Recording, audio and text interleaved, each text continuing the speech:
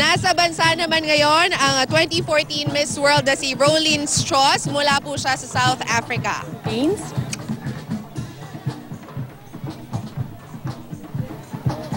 Alas 11 kagabi nang lumapag ang kanyang sinakyang eroplano mula Indonesia at narito siya para sa pagpapasinaya ng isang wing sa Philippine General Hospital o PGH ngayong araw. Kabilang daw sa mga isinusulong ng medical student na si Rolyn ang kalusugan, kaya naman ikinatuwa niya ang proyekto sa ospital. Dagdag pa ni Rolyn, bilib siya sa kabaitan ni Miss World 2013 Megan Young. At isa sa naging closest friend niya si Valerie Wayman na kasabay naman niyang nag-compete sa Miss World noong December. Bukas, aalis na rin si Rolyn at nakatakdang tumungo sa Sri Lanka para naman sa iba pang charity activities.